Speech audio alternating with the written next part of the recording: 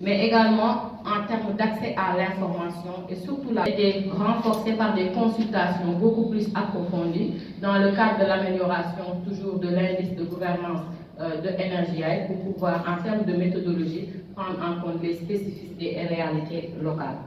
Et de ce fait, des sessions de formation diverses que les trois organisations ont eu à démarrer.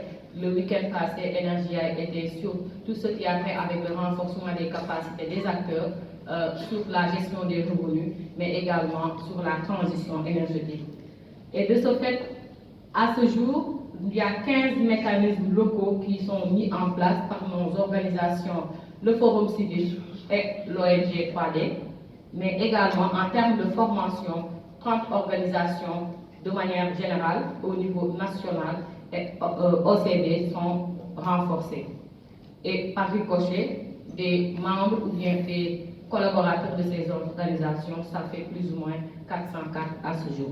Sans plus autant compter les participants de l'activité de haut niveau du 11 passé qui avait permis de toucher plus de 200 personnes, y compris toutes les catégories et parties prenantes du secteur. Le gouvernement avait une belle représentativité, plus de 35 directeurs, directeurs généraux, agents, etc.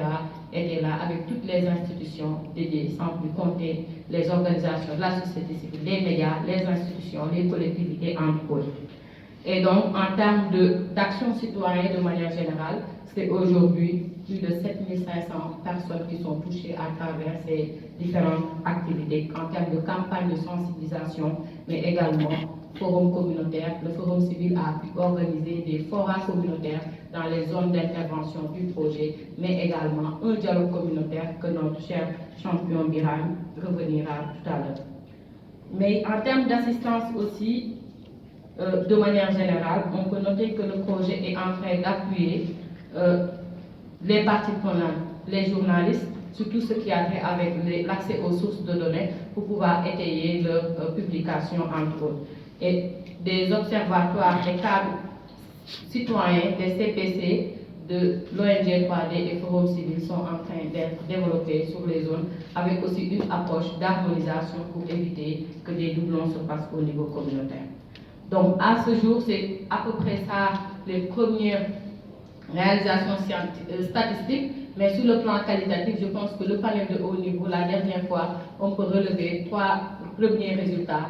L'engagement de Madame le ministre du Pétrole et des Énergies à prendre un arrêté par rapport à la participation de la société civile et des autres acteurs cibles dans le COS Pétrogaz, et nous les remercions en ce sens.